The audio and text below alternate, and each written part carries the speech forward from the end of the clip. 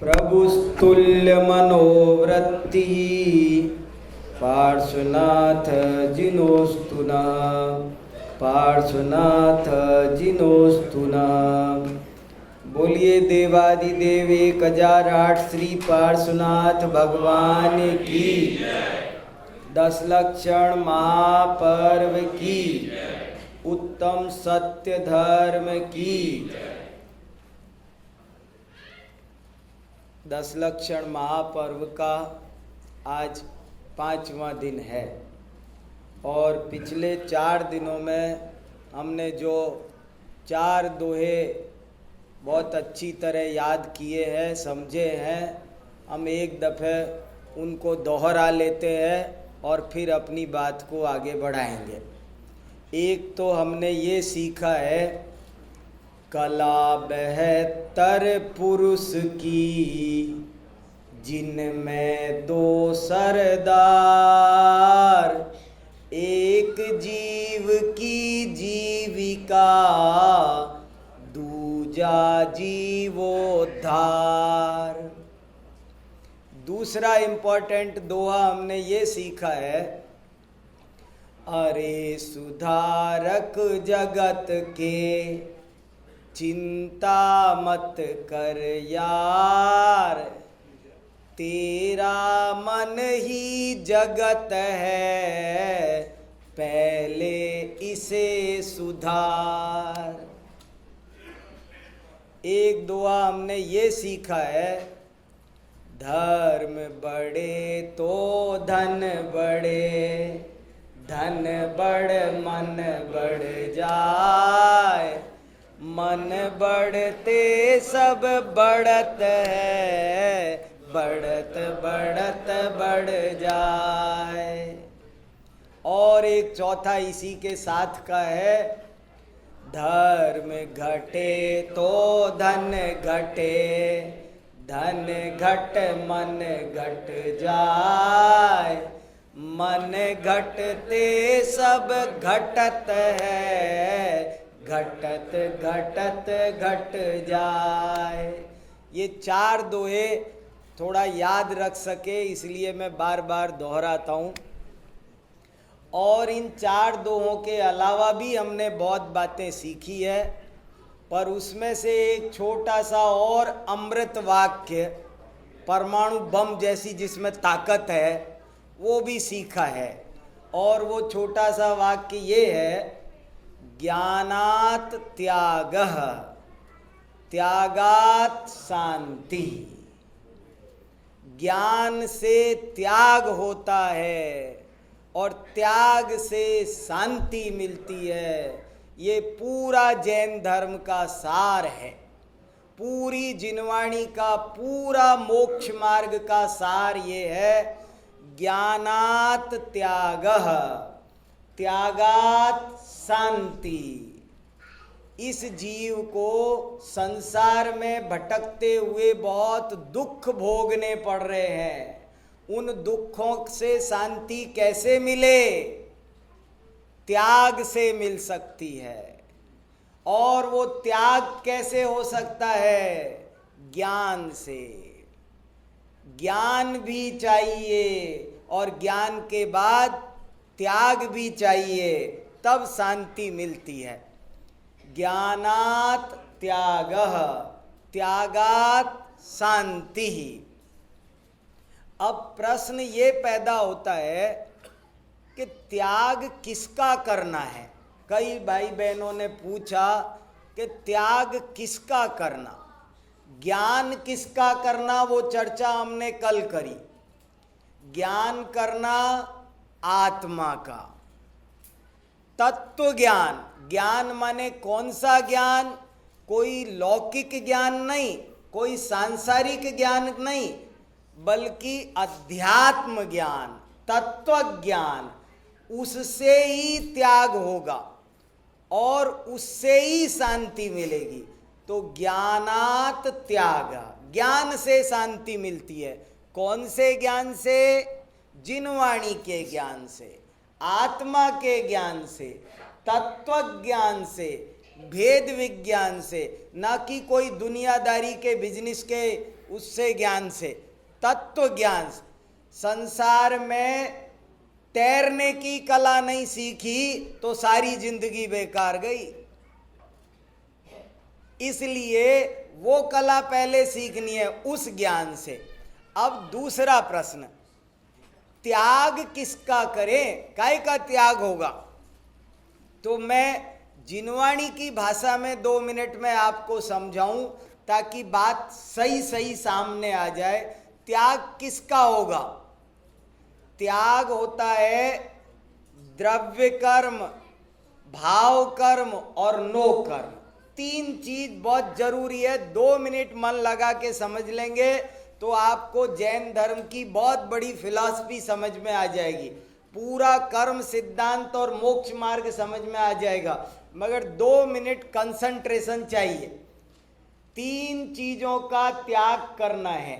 हमारे ऊपर 3 बोझे हैं, 3 भार है, उसकी वजह से हम दुखी हैं। और वो 3 बोझा कौन से हैं? एक है भाव कर्म, एक है द्रव्य कर्म और एक है नो कर्म। नो कर्म नहीं, 9 नहीं, नो नहीं, नो कर्म, हाँ एनो, नो, वो डबल ओ नहीं, औ नहीं है, औ नहीं, ओ। भाव कर्म, द्रव्य कर्म और नो कर्म, ये 3 कर्म खतरनाक है। और इन 3 कर्मों के चक्कर में ये आत्मा दुख उठा रहा है। यदि वो ज्ञान करे और इन 3 कर्मों का त्याग कर दे तो सुखी हो जाए। जरा देखते हैं ये क्या है 3 कर्म। देखिए, पहले नंबर पर आता है भाव कर्म। भाव कर्म, भाव माने आत्मा के भाव। आत्मा में जो विकारी भाव होते हैं, आत्मा के जो मलिन भाव है, अच्छे भाव को भाव कर्म नहीं कहते हैं। शुद्ध भाव का नाम भाव कर्म नहीं है। आत्मा में जितने भी अशुद्ध भाव पैदा होते हैं, क्रोध, मान, माया, लोभ, उन सब का नाम है भाव कर्म। क्रोध, मान, माया, लोभ, राग, द्वेष, ये भाव कर्म है। और द्रव्य कर्म क्या होता है? जब आत्मा भाव कर्म करता है तब आत्मा पर पुद्गल परमाणु सूक्ष्म, जो दिखाई नहीं देते, बहुत सूक्ष्म कारमाण वर्गणाएं इस लोक में ठसाठस भरी है, वो आकर आत्मा पर चिपक जाती है। उनको बोलते हैं द्रव्य कर्म। वे द्रव्य कर्म बहुत होते हैं, ज्ञानावरण, दर्शनावरण, मोहिनी, अंत, ये सब द्रव्य कर्म है। 8 कर्म द्रव्य कर्म है। भाव कर्म समझ में आया? आत्मा में पैदा होने वाले सारे अशुद्ध भाव। और द्रव्य कर्म क्या?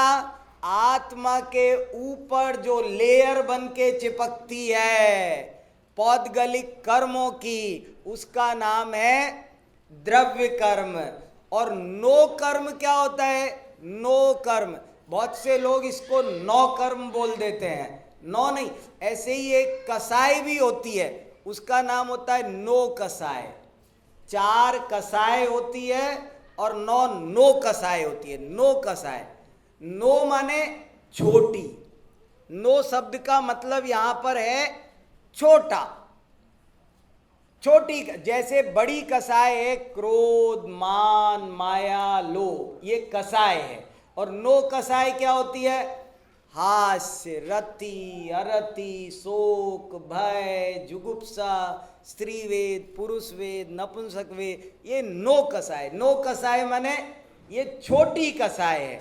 तो कर्म भी नो कर्म होता है।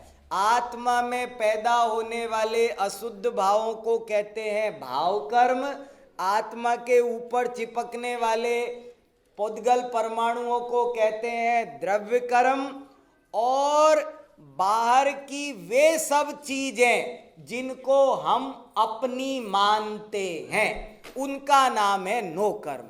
नो कर्म समझना जरा। नो कर्म किसका नाम है? बाहर की वे सब चीजें जिसे मैं अपना मानता हूं, जिस पर मैं अपना किसी भी रूप में मालिकाना हक जताता हूं, वो सब चीजें नो कर्म है। जैसे कपड़े लत्ते, घड़ी, मोबाइल, मकान, गाड़ी, जो जो चीजें, मान लो एक कपड़ा जब तक दुकान में है तब तक वो नो कर्म नहीं है, लेकिन जब आपने उसे खरीद लिया, अपने घर में ले आए, तो वो क्या हो गया? आपका नो कर्म हो गया। अगर मैं बोलूं ये मेरा देश, तो पूरा देश भी नो कर्म हो गया। ये मेरा प्लॉट, ये मेरा मकान, तो मकान भी नो कर्म हो गया।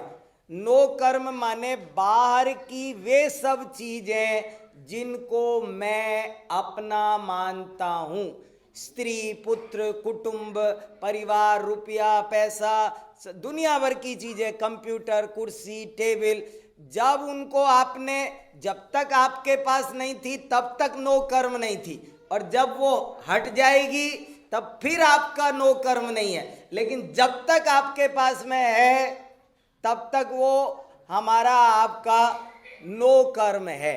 तो भाव कर्म आत्मा के सबसे निकट रहने वाली चीज है भाव कर्म।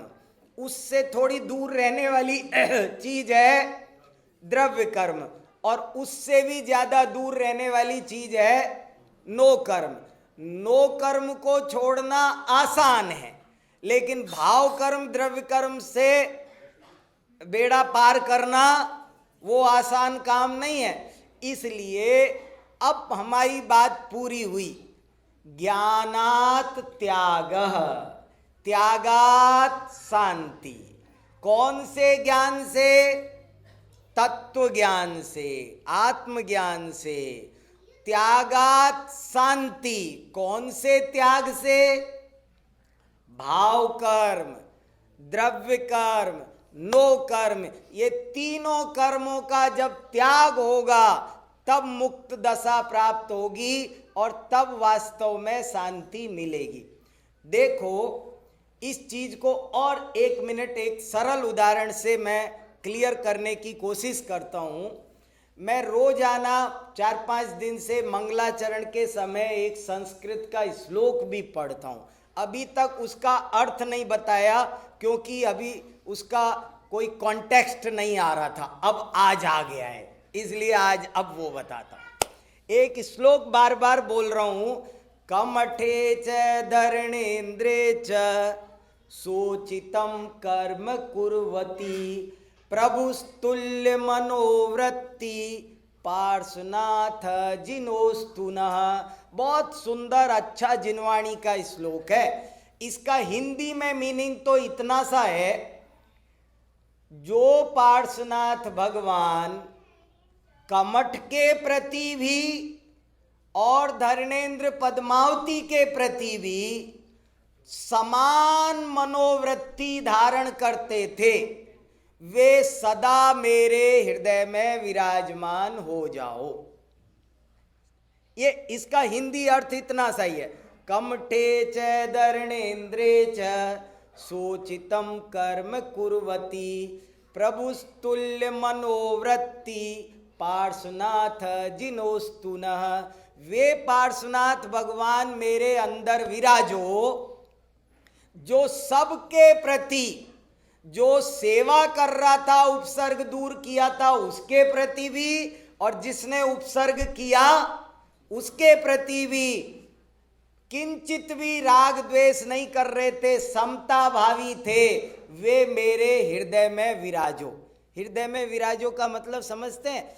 ऐसे बहुत भजनों में आता है कि मेरे हृदय में विराजो भगवान। हृदय में विराजो का मतलब समझते हैं? अपन भगवान को बुलाते। बहुत भजन ऐसे हैं। महावीर स्वामी नयन पथगामी भवतु में। हे महावीर भगवान, आओ पधारो, मेरे हृदय में विराजो। अपन बुलाते हैं ना, पूजा में भी कहते हैं अत्रो अत्रो तिष्ठो तिष्ठो। लेकिन कभी सोचा है हम कह क्या रहे हैं और क्यों कह रहे हैं? हमें घर में किसी को बुलाना हो, मेहमान को, अभी पता चले कोई बड़ा आदमी हमारे घर में आ रहा है, तो हम क्या करते हैं जरा सोचना।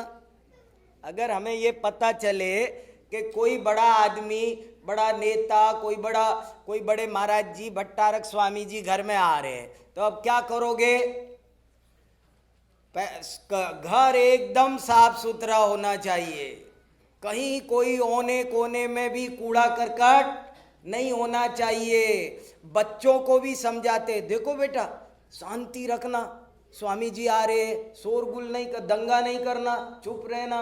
सब बच्चों को भी समझाते हैं। सामान फैला पड़ा हो तो उसको भी ठीक करते हैं। और हम 3 लोक के नाथ भगवान को अपने मन मंदिर में बुला रहे हैं, घर में बुला रहे हैं। तो बुलाना है तो बुलाओ, लेकिन बुलाने के पहले जरा इसके औने कोने तो साफ कर लो।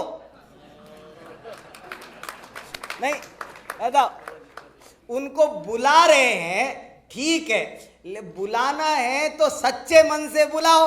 हमने क्या सोच रखा है, वो कौन से आने वाले हैं है? अरे और वो आ गए तो अरे तैयारी अपनी पूरी करो। बहुत से लोग कहते हैं पंडित जी आप हमारे घर आना, मैंने कहा हाँ आऊँगा। फिर बाद में कहते आप आए नहीं, मैंने कहा जैसे आपने बुलाया था वैसे मैं आ गया। तुमने मुझे ये बताया था कि तुम्हारे घर का क्या एड्रेस है, कब आना है, कहाँ आना है, पूरी बात कहो ना। तुमने भी फॉर्मेलिटी में कहा पधारो, हमने भी कहा आएंगे क्या? अरे ऐसे भगवान से फॉर्मेलिटी कर रहे हो कि सचमुच बुला रहे हो? अगर सचमुच बुला रहे हो, अपने अपने मन से पूछना, अगर सचमुच बुला रहे हो तो फिर बताओ, एक छोटा सा भी आदमी आए तो हमारे घर में हमारा दामाद भी आने वाला हो तो थोड़ा बहुत कुछ तैयारी करते हैं कि नहीं करते हैं? और हम 3 लोग के नाथ को बुला रहे हैं आओ, और तैयारी के नाम पर कुछ नहीं। इसका मतलब है हम बुला नहीं रहे हैं। दूसरी एक खास बात इसमें यह है, जब हम ये कहते हैं कि हमारे मन में विराजो, मन में विराजो का एक मतलब ये भी है, देखो अगर किसी के अंदर भूत घुस जाए तो क्या होता है? नहीं, वो भूत घुसेगा तो क्या होगा? वो बिल्कुल भूत जैसा बिहेव करेगा। तो हम कह रहे हैं कि हे पार्श्वनाथ आप मेरे अंदर आ जाओ। इसका मतलब है कि मैं ऐसा व्यवहार करूं जैसा आपने किया। कोई गाली दे, कोई प्रशंसा करे, मुझे कहीं राग द्वेष ना हो, आप मेरे अंदर आओ। समझ में आया? ये हम मेरे अंदर आ सकते हैं क्या? जैन धर्म के हिसाब से हम कितना भी बोले, मेरे मन मंदिर में आ जाओ आ जाओ आ जाओ आ जाओ, कितना नाचे कूदे गरबा करे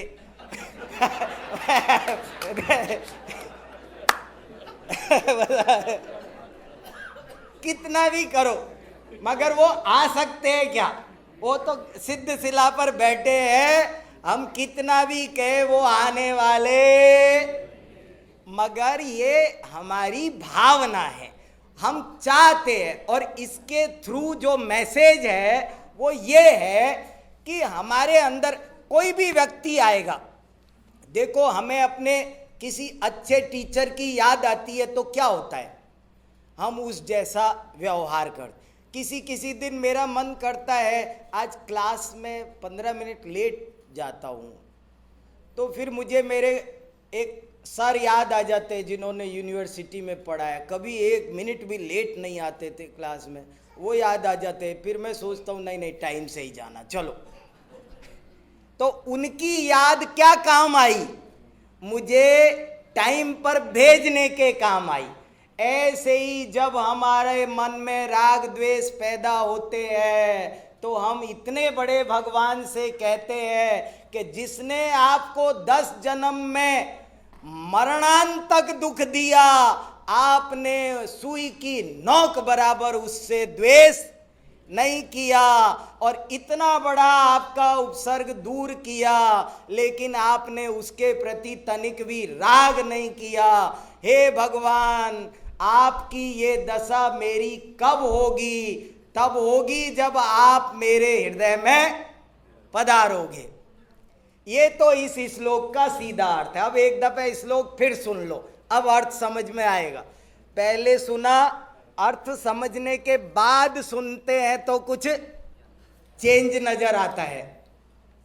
कमठे च धरणेन्द्रे च सूचितम कर्म कुर्वती प्रभुस्तुल्य मनोवृत्ति पार्श्वनाथ जिनोस्तुनः।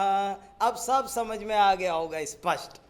अब मैं इसमें एक बड़ी अच्छी बात जो इसकी टीका में लिखी है वो आपको सुनाना चाहता हूं। जरा बिल्कुल मन लगा के सुनना, आपको बहुत महत्वपूर्ण बात बता रहा हूं मैं एक आज। देखो, इसकी टीका में लिखा है कि हे पार्श्वनाथ भगवान, जब कमठ आपके ऊपर उपसर्ग कर रहा था, पत्थर बरसा रहा था, क्या क्या कर रहा था, उस समय एट दैट मूवमेंट ओनली, उस समय आपके पाप का उदय चल रहा था और कमठ के पुण्य का उदय चल रहा था। जरा सुनना ध्यान से, बड़े मार्के की बात है। भाव कर्म, द्रव्य कर्म, नो कर्म सब समझ में आने। अभी देखो, हे पार्श्वनाथ भगवान, जब आपके ऊपर कमठ पत्थर बरसा रहा था, उस समय आपके तो चल रहा था पाप का उदय और कमठ के चल रहा था पुण्य का उदय। समझ में आई क्या कैसे चल रहा था? पार्श्वनाथ के पाप का उदय चल रहा था, ये तो समझ में आ रहा होगा ना। अरे बिना पाप के उदय के थोड़ी पत्थर बरस रहे होंगे ऊपर, सिर पर पत्थर बरस रहे थे, इतना विघ्न खड़ा हो रहा था उपसर्ग, तो पाप का उदय तो पार्श्वनाथ। लेकिन ये भी समझ में आ रहा है कि कमठ के पुण्य का चल रहा था, पार्श्वनाथ के तो पाप का चल रहा था, तभी तो सिर पर पत्थर पड़ रहे थे। मगर वो बताओ कमठ के कैसे पुण्य का उदय चल रहा था? वो लिखते हैं टीका में, हे पार्श्वनाथ भगवान, जब आपके ऊपर उपसर्ग हो रहा था, उस समय आपके तो चल रहा था पाप का उदय और कमठ का चल रहा था पुण्य का उदय। देखो कैसे चल रहा था, जरा सोचो, मैं बताता हूं आपको। अरे वो कमठ इतना उपसर्ग कर रहा था और उसका कोई कुछ नहीं बिगाड़ रहा था। पार्श्वनाथ में खुद में इतनी ताकत थी कि जरा उसका बुरा सोचते भी ना तो उसका कहीं अता पता नहीं लगता। सोचते भी तो, करना तो दूर, उन्हें जरा इच्छा भी हो जाती ना तो उसका कहीं दूर दूर तक ठिकाना नहीं पता चलता, अताल पाताल में कहीं। उनमें इतनी जबरदस्त तप की शक्ति थी। देखो जरा, कोई आदमी मुझे मारे पीटे, कितना भी ताकतवर हो और मैं कितना भी कमजोर हूं, समझ लो मैं बहुत कमजोर हूं, और मुझे किसी बहुत पावरफुल आदमी ने मारा पीटा बुरा भला कहा, तो मैं क्या करूंगा? भले बदले में मारूंगा पीटूंगा नहीं, लेकिन कुछ उपाय तो खोजूंगा, दूसरे का कोई दूसरा उसका भी शेर का सवा शेर ढूंढूंगा कि उसको मजा चखाए। और नहीं तो अच्छा चलो मैं मान लो कोई मेरी मजबूरी हो, मैं कुछ ना कर पाऊं, लेकिन मन ही मन तो बड़बड़ाऊंगा मैं, इसका सत्यानाश हो, इसका ये हो, इसका वो हो, ये फलाना हो ढिकाना। मन ही मन में गाली तो दूंगा, अब अभिशाप तो उसको साप तो दूंगा, इसका ये बर्बाद हो जाए, खानदान सहित हो जाए, फलाना ढिकाना, क्या क्या गाली देते पता नहीं, वो तो देंगे ना मन ही मन में। पार्श्वनाथ भगवान पर इतना बड़ा उपसर्ग कर रहा था और पार्श्वनाथ कोई प्रतिकार नहीं कर रहे थे, ये उसके पुण्य का ही उदय तो है। और किसी पे भी करके दिखा देता, उस कमठ ने पार्श्वनाथ पे किया, मुझ पे ही करके दिखा देता। मैं ये तो कहता, कम से कम मन ही मन में कहता, इसका सत्यानाश हो, इसका फलाना हो, ढिकाना हो। पार्श्वनाथ ऐसा उसको कोई बद्दुआ भी नहीं दे रहे थे। ये कमठ का पुण्य का उदय था। अब ये तो आधा वाक्य हुआ, लेकिन अभी पूरा सुनो आप। हे पार्श्वनाथ भगवान, जिस समय कमठ आप पर उपसर्ग कर रहा था, उस समय आपके पाप का उदय चल रहा था और कमठ के पुण्य का उदय चल रहा था। लेकिन उसके पाप का घोर बंद हो रहा था और आपके कर्मों की निर्जरा हो रही थी। इंपॉर्टेंट उदय नहीं है, इंपॉर्टेंट बंद और निर्जरा है। कर्म की 3 पोजीशन है, बंद, उदय और निर्जरा। उदय की चिंता हम सबको बहुत लगी रहती है, रात और दिन। हम उदय के बड़े दीवाने हैं। हम सारी जिंदगी यही सपने देखते हैं, हमारी जिंदगी में पुण्य का उदय हो, पुण्य का उदय हो, उदय हो, उदय हो, उदय हो। सब जगह कदम कदम पर हमको पुण्य के उदय की परवाह तो है। लेकिन ये कहते हैं कि तुम उदय की बात करते हो। अरे उदय में तुम्हारा कुछ नहीं चलता, जो पहले बोया जा चुका है उसमें कोई पुरुषार्थ चलने वाला नहीं है। अब तो वो उदय आएगा ही। तुम बात करो तो बंध की, निर्जरा की करो, वर्तमान भाव की बात करो। देखो, पापी एक शब्द है छोटा सा, पापी। पापी कौन है? कौन है पापी?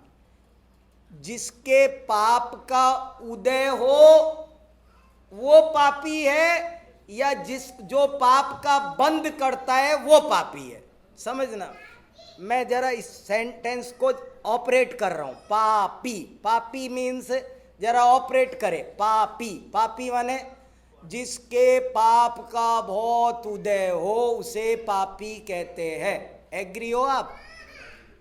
जिसके बहुत पाप का उदय हो उसे पापी कहें नहीं।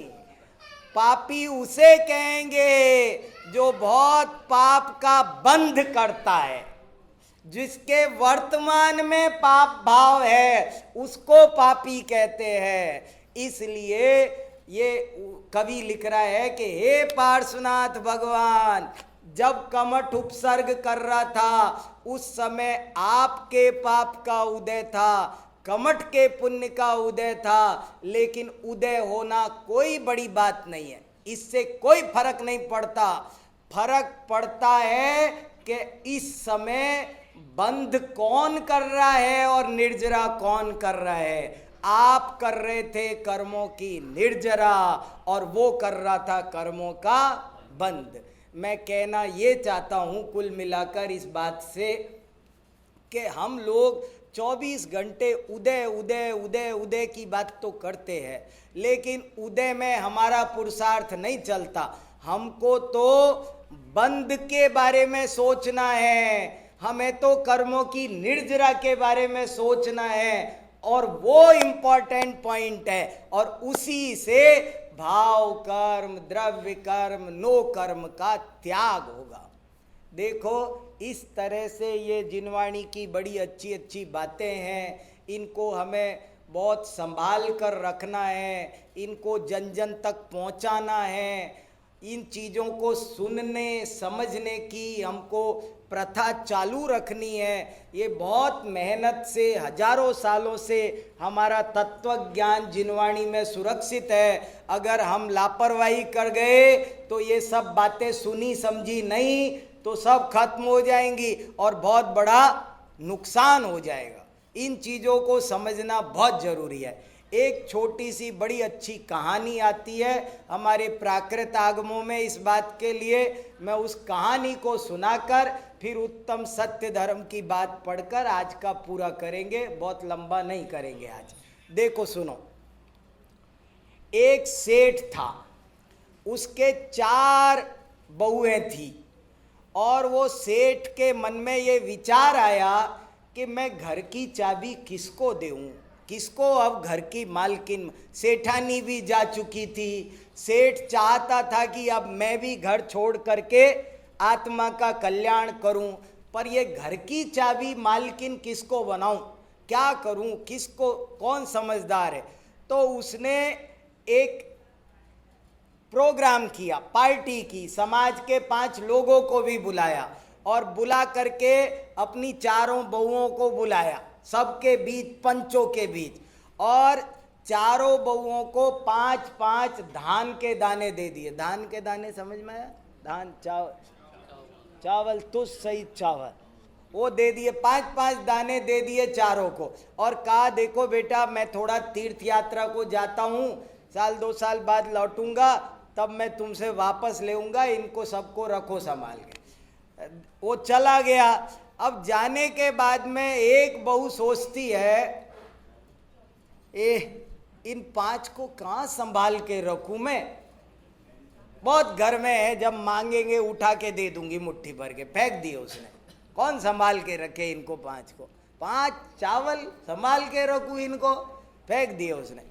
दूसरी ने सोचा पिताजी ने दिया है तो फेंकना जरा अच्छी बात नहीं है, फेंकना अनाज का अनादर करना ठीक नहीं, तो क्या करूं, वो खा गई। बोले मैं तो खा जाती हूँ, जब मांगेंगे तब दे दूंगी। तीसरी ने सोचा पिताजी ने दिए हैं, फेंकना तो गलत है ही, मगर खाना भी गलत है, उनकी प्रॉपर्टी, उनने खाने को नहीं कहा, मैंने परमिशन नहीं ली, मैं कैसे खा सकती हूँ, तो खाना भी ठीक नहीं है। एक रूमाल में बंद किया और गोदरेज की अलमारी में जाके रख दिया उसने। अब रख दिया। चौथी ने सोचा कि पिताजी ने मुझे ये दिए है तो जरूर इसमें कोई ना कोई राज होना चाहिए, और उसने क्या किया, खेत में बो दिए, और जब 6 महीने बाद वो उगे तो जो तैयार हुए उनको फिर बो दिया। अब जब तक पिताजी 2-4-5 साल ना लौटे तब तक वो यही काम करती चली गई। 5 साल में पिताजी लौट के आए, फिर पिताजी ने एक प्रोग्राम किया, पार्टी रखी, समाज के पंचों को बुलाया, और पंचों के बीच फिर से उन चारों बहुओं को बुलाया कि बेटा इधर आओ, और अब कहा मैं वो तुमको जो दे गया था 5-5 धान के दाने, वो मुझे वापस दो। तो पहली बोली कि पिताजी आपको जितने चाहिए उतने दे देती हूँ, बाल्टी भर लाऊं, भगोना भर लाऊं, बहुत रखे हैं, कितने, नहीं बेटा मुझे वही चाहिए। देखो पिताजी वो तो मैं फेंक दिए, कहाँ संभाल के रखती मैं, ओ मैं अरे बेटा। दूसरी से कहा तू दे, देखो पिताजी मैंने फेंके नहीं, सही में रियली मैंने फेंके नहीं पिताजी, मैंने आपकी बात का इसकी सी तरह अनादर नहीं किया, मैं उनको आपका प्रसाद समझ के खा गई। तो बोले अरे बेटा तू भी नहीं दे सकती, कोई बात नहीं इधर। तीसरी से कहा लाओ बेटा तुम दो, तो वो बोली अभी देती हूँ। गई, जाके अलमारी खोल के वो जो बांध के पैकेज, वही वाले धान के दाने, लो पिताजी। बोले शाबाश, देख कमाल किया, वो निकाल के उसने दे। चौथी से कहा ले अब ला बेटा तू भी दे। बोले पिताजी आपको वो चावल के दाने वापस लेने हो तो ट्रक भेजना पड़ेगा मेरे साथ, वो मेरे से अब आ नहीं सकते, ट्रक भेजो मेरे साथ, तब 4 मजदूर भेजो, ट्रक भेजो, तब मैं लेके आ सकती हूँ उनको। तो बोले वो कैसे, कि मैंने ऐसे ऐसे किया। तो सेठ जी ने फिर अपना फैसला सुनाया पंचों के बीच में कि सुनो ये कहानी शास्त्रों की है, जिनवाणी की कहानी सुनाता मैं, अपनी कहानी नहीं, और बड़े मर्म की कहानी है, केवल एंटरटेनमेंट के लिए नहीं है, इसके पीछे बहुत बड़ा अर्थ है। वो अर्थ सोचना है आपको, बहुत देर तक सोचना है, घर ले जाके सोचना है कि ये कहानी क्यों सुनाई थी, इसमें क्या मर्म है, वो आपको निकालना समझना है इसमें। तो सेठ जी ने फैसला सुनाया कि देख बेटा, सबसे उससे जिसने फेंक दिए उससे कहा, देखो बेटा तुमको फेंकने का बड़ा शौक है, आज से इस घर में झाड़ू पोछे की जिम्मेदारी तुम्हारी, तुम इस काम के लिए योग्य हो, क्वालिफाइड, तुम्हारी पोस्टिंग इस पोस्ट पे होती है। दूसरी से कहा कि देखो बेटा तुमको खाने का बड़ा शौक है, रसोई की सारी जिम्मेदारी तेरी। तीसरी बोले बेटा 5 साल तक तूने तिजोरी में वही के वही चावल संभाल के रखे, ले ये तिजोरी की चाबी तू ले, इस घर की कोषाध्यक्ष तू है, क्या बोलते फाइनेंस मिनिस्टर, वो तू है, पैसे की अलमारी की चाबी तू ले तिजोरी की। और चौथी से कहा इस घर की मालकिन तू है, घर की चाबी तू ले। ये कहानी शास्त्रों में आती है, 2-2.5 हजार साल पुराने आगमों में आती है, और इस कहानी के पीछे एक बड़ा भारी बड़ा सुंदर अर्थ भरा हुआ है। वो अर्थ ये है कि हमें भी हमारे धर्म पिताजी ने ये जिनवाणी सौंपी है, अब हमें देखना है हम इसे फेंकते हैं कि खा जाते हैं, कि केवल अलमारी में बंद करके लाइब्रेरी बना दे और अलमारी में बंद करके रख दो बस, कि उसको प्रचारित प्रसारित करते हो सारे देश में, कोने कोने तक, अंग्रेजी हिंदी गुजराती सब भाषाओं में अनुवाद करो, पढ़ो पढ़ाओ, इंटरनेट पे डालो, सब करो लोगों को। ये हम इसका प्रचार प्रसार करते हैं कि नहीं, तो ये हमें तय करना है कि हम कौन से हैं, इन 4 बहुओं में से हम कौन से हैं, ये तय करना है। ये बहुत अच्छी कहानी है, हमें इससे शिक्षा लेनी है। उत्तम सत्य धर्म का अर्थ पढ़ते हैं बस। कठिन वचन मत बोल, पर निंदारू झूठ तज, साच जवाहर खोल, सतवादी जग में सुखी। देखो आज उत्तम सत्य धर्म की बात समझा रहे हैं। एक और बात है, कोई लोग ये कहते हैं आज उत्तम क्षमा धर्म का दिन है, आज क्रोध नहीं करो। आज उत्तम मार्दव धर्म का दिन है, आज मान नहीं करो। मतलब आज क्रोध कर सकते हैं।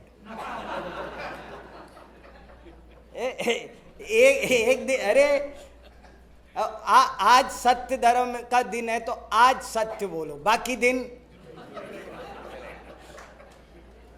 अरे दसों दिन 10 धर्मों की आराधना के है, वो तो चर्चा करने के लिए ऐसा करना पड़ता है। एक दिन में सबकी चर्चा, समझ में आए? ये चर्चा के लिए दिन बनाए हैं कि आज उत्तम पालने के लिए ऐसे नहीं है। पहले दिन है ना क्रोध नहीं करना है, बाकी 9 दिन छूट है, ऐसे कुछ नहीं है। वो सब 10 के 10 दिन 10 धर्म पालने हैं, वो तो उसमें से आज हम सत्य धर्म की चर्चा कर रहे हैं। चर्चा सत्य धर्म की कर रहे हैं, चर्या सबकी करनी है। चर्चा एक की हो पाएगी मगर चर्या सबकी हो। तो कठिन वचन मत बोलो, पर निंदा मत करो, सत्य ही बोलो। ये रत्न के समान है, जो सत्य बोलता है वही जगत में सुखी है। सत्य बोलने से शास्त्रों में लिखा है ऐसी रिद्धि प्रकट हो जाती है सत्य बोलने वाले को कि जो बोले सो होता है। सत्य बोलने का प्रभाव बहुत बड़ा होता है। अगर व्यक्ति सत्य बोले तो वो जो उसको वचन सिद्धि प्रकट हो जाती है, वचन सिद्धि। उत्तम सत्य व्रत पालीजे, पर विश्वास घात नहीं कीजे। साचे झूठे मानुष देखो, आपन पूत स्वपास न पेखो। सत्य व्रत पालने वाले का कोई कितनी भी निंदा करते हो, लेकिन लोग अंदर से प्रशंसक होते हैं। जो लोग आलोचक होते हैं ना, वो भी सही बोलने वाले के बारे में ये जानते हैं, यार कुछ भी हो वो आदमी पक्का है, बोलता तो सही है, सत्य बोलने। और जो झूठ बोलता है उसके पत्नी बच्चे भी उस पर भरोसा नहीं करते, पता नहीं क्या बोल रहे होंगे ये। औरों से झूठ बोलते देखते हैं रोजाना, तो जब उनसे भी बोलते हैं ना, वो कहते पता नहीं ये क्या बोल रहे हैं, इनकी यही जाने। उनका विश्वास उनके घर के लोग भी नहीं कर पाते। देखो क्या झूठ बोलने का नुकसान, देखो झूठ बोलने वाले पर घर के लोग भी विश्वास नहीं करते, और सत्य बोलने वाले पर शत्रु भी विश्वास करते। असल में आज के दिन कम से कम हमें इस विषय पर गहराई से चिंतन तो करना चाहिए कि ये जबान चलानी कैसे। गाड़ी चलाना आसान है, मगर ये जबान चलाना, ये बहुत बहुत जबान चलाना, वो इसमें उसमें स्टीयरिंग संभालना मगर इसकी स्टीयरिंग संभलना वो मुश्किल है। बड़े बड़ों से इसकी स्टीयरिंग कांपती है, इधर उधर हो जाती है, फिर महाभारत होते रहते हैं। अरे गाड़ी चलाना हो ना, तो पहले बाकायदा सीखते हैं, और सीखने के बाद भी जब तक अथॉरिटी से ड्राइविंग लाइसेंस ना मिले तब तक गाड़ी लेके सड़क पर नहीं जाते हैं। मार्केट में थोड़ी निकल, पहले पॉकेट में लाइसेंस आना चाहिए तब निकलते हैं। और ये जबान चलाने के लिए कोई लाइसेंस लिया तो लाइसेंस मिलता है जिनवाणी से, वो पहले यहाँ से लाइसेंस ले। जबान चलाना बहुत सावधानी, कभी भी किसी को भी कुछ भी कैसे भी कह बैठना वो कोई समझदारी का काम नहीं है। कब कहना, किसको कहना, कैसे कहना, कितना कहना, उसका सबका तरीका है, उसका पूरा एक पूरी प्रोसेस है, उसका शास्त्र है पूरा का पूरा। ऐसे ही नहीं होता। रोटी बेलनी है, अब कैसे बेले, कोई आपसे पूछे तो क्या बताओगे? बताओ बहनों, आप कैसे बताओ कि आप ऐसे करो, एक लोई लेना, उस पर बेलन लग के दबा देना, और वो दबा देगा। अरे तुमने ज्यादा दबा दिया, वो कम दबाओ, तो कम दबाया तो बिल नहीं रही है। समझ में आया? वो कितनी मात्रा में उसको दबाव देना है, ये सीखना पड़ेगा, इसकी ट्रेनिंग लेनी पड़ेगी। ऐसे ही ये जबान को चलाने की ट्रेनिंग लेनी पड़ती है, ऐसे ही जबान चल सकती नहीं है। और आज का दिन ये बात सोचने को हमें मजबूर कर रहा है। कभी भी किसी, वो बंदर था, बंदर को उपदेश दे दिया ने चिड़िया ने उससे बंदर से कहा ने, तुम काहे को घर नहीं बना लेते? सुनी है ना कहानी? एक बंदर था, बहुत ठिठुर रहा था। वो भी अपने शास्त्रों में कहानी है, जैन शास्त्रों की कहानी है वो ओरिजिनली। एक मुझे प्राकृत में याद है, ओरिजिनल सुनाऊं आपको? प्राकृत में ओरिजिनल, वानर पुरीसोऽसि तुमं निरर्थयं वसि बाहुदण्डायिं किं न करेसि गरम तुम करेसी कुंडी पड़ालाइम। ये प्राकृत में ओरिजिनल कहानी है कि हे बंदर, तुम्हारे आदमी जैसे हाथ पैर है, ठंड में भीग रहे हो, कुड़कुड़ा रहे हो। चिड़िया बोलती है, एक बया पक्षी होती है ना, बया बढ़िया घोंसला बनाती है सुंदर, तो वो बया पक्षी उससे बोलती है बंदर से कि अरे तुम देखो, मैं छोटी सी, फिर भी देखो मैंने घर बना लिया, तो अब कितनी भी बारिश हो रही है, मैं तो मेरे चुपचाप शांति से अपने घर में बैठी हूँ। तुम काहे को ठिठुर रहे हो? तुम भी अपने लिए एक घर नहीं बना सकते? बनाना चाहिए था, ये करना चाहिए। तो वो बंदर बोला, अभी बताता हूँ, तू बड़ी घर में बैठी है, अभी बताता हूँ। लपक के गया उसी डाली पर और उसका सारा घर तोड़ के फेंक दिया। ले, तो कभी भी किसी को भी दुष्ट को उपदेश देना बड़ा खतरनाक है। दुर्जन आदमी से बोलना ही खतरनाक है। प्यार से बोलो तो मुश्किल, और डांट के बोलो तो मुश्किल। प्यार से बोलो तो सिर पे पैर रखता है, और अगर गुस्सा होके बोलो तो सिर फोड़ ही देता है। कैसे भी चैन नहीं है, इसलिए मौन भला। तो कब बोलना, किससे बोलना, वो उसका पूरा कॉन्स्टिट्यूशन है, उसका संविधान है पूरा। तो वो आज सोचने समझने की बात है। पेखोती आयत पुरुष साचे को दरब सब दीजिए, मुनिराज श्रावक की प्रतिष्ठा साच गुण लख लीजिए। ऊंचे सिंहासन बैठे वसु नृप, धर्म का भूपति भया, वसु झूठ से ती नरक पहुंचा, सुरग में नारद गया। इसमें भी एक कहानी लिखी है बस ये, कि जो राजा वसु था वो सिंहासन पर बैठकर गलत फैसला कर दिया उसने। तो फैसला गलत करने, ऐसा हुआ, लंबी कहानी सुनाने का टाइम नहीं, मन भी नहीं। बात इतनी सी है कि भैया दो व्यक्तियों में ये विवाद हो गया। एक वाक्य था शास्त्र का, अजैर यष्टव्यम, अज से भगवान की पूजा करनी चाहिए, ऐसा शास्त्र में लिखा था। अजैर यष्टव्यम, अज से भगवान की पूजा करनी चाहिए। तो दो मित्र आपस में विवाद कर उठे कि यार इसका अज का मतलब क्या। तो एक बोला अज का मतलब बकरा होता है, बकरे से भगवान की पूजा करनी। दूसरा बोला पागल हो गया क्या तू, अज का मतलब होता है अक्षत, चावल। ज माने जन्म लेना, अज माने जो दोबारा नहीं उगता। हम लोग मंदिर में गेहूं क्यों नहीं चढ़ाते पता है आपको? गेहूं, चावल क्यों चढ़ाते हैं, गेहूं क्यों नहीं चढ़ाते? क्योंकि गेहूं दोबारा उग सकता है, उगता है। और चावल भी धान नहीं चढ़ा सकते, छिलका हटा चावल चढ़ा सकते हैं। क्यों चढ़ाते हैं? क्योंकि हम ये कहते हैं कि हे भगवान, जैसे ये अब दोबारा नहीं उगेगा कभी भी, ऐसे ही मैं चाहता हूं कि अब मेरा दोबारा जन्म ना हो, मुझे मोक्ष मिले, इसके लिए चावल चढ़ाते हैं। तो बोले अज का मतलब अक्षत होता है चावल, वो ये मीनिंग है इसका।